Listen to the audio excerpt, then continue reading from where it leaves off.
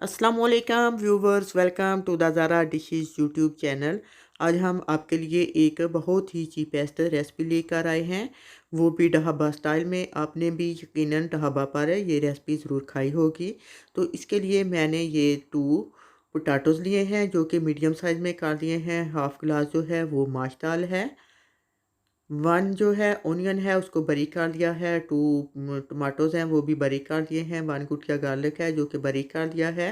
ये ginger paste है। 4-5 green chilli है जो कि बारीक काट ली है। 1 टेबलस्पून सॉल्ट है। हाफ़ टेबल स्पून हल्दी है। 1 टेबल स्पून गरम मसाला है। 1 टेबल स्पून होल ज़ीरा है। 3-4 दालचीनी के पीस हैं। 1 जो है वो बे लीफ है। तो आइए बिस्मिल्लाहिर्रहमानिर्रहीम करके हम शुरू करते हैं। सबसे पहले माश दाल जो है उसको हमने धोकर इसमें पानी डालकर भिगोकर रख देना है। तो आइए हम बनाना शुरू करते हैं। सबसे पहले मैंने ये एक कढ़ाई ली है, उसमें मैं हाफ़ कप कुकिंग ऑयल डाल रही हूँ। चूल्हे को मैंने ऑन कर दिया है। ऑयल हमारा गर्म हो गया है तो इसमें मैं दालचीनी के पीस और बे लीफ जो है वो डाल रही हूँ। इसको हम हल्का फ्राई कर लेंगे क्योंकि ये खाने में बहुत अच्छा टेस्ट देते हैं और खाने में ये बहुत अच्छी खुशबू भी देते हैं। इसको हमने हल्का फ्राई करना है। ये देखें, ये हमारे हल्के फ्राई हो गए हैं। तो अब हम इसमें ऑनियन जो काट के रखा हुआ था वो भी डाल दिया है। इसको भी हम चमचे से मिक्स कर लेते हैं और हल्का फ्राई कर लेते हैं। चमचे से साथ साथ हिलाते रहना है ताकि ये जले नहीं। इसको हमने बहुत ज़्यादा फ्राई नहीं करना, डार्क ब्राउन नहीं करना, इसको हल्का ब्राउन फ्राई करना है। ये देखिए ऑनियन हमारे फ्राई होने शुरू हो गए हैं। तो अब हम इसमें गार्लिक जो बारीक काट के रखा हुआ था वो भी डाल दिया है। इसको भी हम हल्का फ्राई कर लेंगे। ये देखें दोनों हल्के ब्राउन फ्राई हो गए हैं, ऑनियन और गार्लिक। तो अब हम इसमें ग्रीन चिली जो है वो डाल देते हैं। इसको भी हम 2 से 3 मिनट तक फ्राई कर लेते हैं। अगर आप रेड चिली यूज़ करते हैं तो आप ग्रीन चिली की जगह वो भी डाल सकते हैं। और इसी तरह ये जिंजर पेस्ट जो था वो भी मैंने इसमें डाल दिया है। ये मेरे पास फ्रीज़ था तो ये 1 से 2 मिनट में मेल्ट हो जाएगा। और इसी तरह मैं इसमें सॉल्ट और हल्दी जो है वो भी डाल रही हूँ। चमचे से मिक्स कर देना है। ये देखें आपको नज़र आ रहा है माशाल्लाह से हल्दी डालने से इसकी लुक जो है वो बहुत ही ज़बरदस्त हो गई है। अब हम इसमें 2 जो थे टमाटोज़ वो काट के रखे हुए थे वो भी इसमें डाल दिए हैं। इसको हमने 2 से 3 मिनट तक भून लेना है क्योंकि टमाटर जो होते हैं वो गलने में थोड़ा टाइम लेते हैं। तो इसलिए हम इसको ऊपर से कवर करके 2 से 3 मिनट तक छोड़ देते हैं। ये देखें 2 से 3 मिनट हो गए हैं। टमाटर हमारे गल गए हैं, सारी चीज़ें हमारी अच्छे से गल गई हैं। तो अब हम चमचे से ऐसे मसल के सारी चीज़ें मिक्स कर लेते हैं और 2 से 3 मिनट तक भून लेते हैं।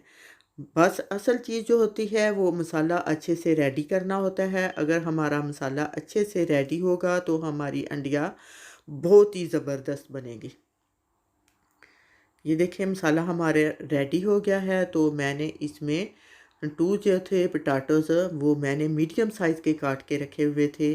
छोटे नहीं काटने क्योंकि मीडियम जो होते हैं वो गलने में थोड़ा टाइम लेते हैं और बहुत अच्छे नज़र भी आते हैं। इनको अच्छे से भूनना है ताकि ये जो हैं अच्छे से गल जाएँ। क्योंकि अगर हम इनको ऑयल में नहीं भूनेंगे तो जो है वो जब गलेंगे तो बिल्कुल ये मसल जाएँगे।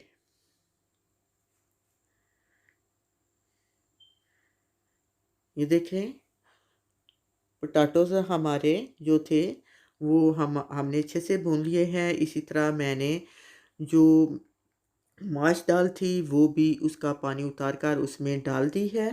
इसको भी हमने अच्छे से भून लेना है, 2 से 3 मिनट तक भूनना है क्योंकि माश दाल जो होती है वो लेसदार होती है। अगर हम इसको नहीं भूनेंगे तो वो जो है वो ऐसे लेस सा खाने में नज़र आएगा।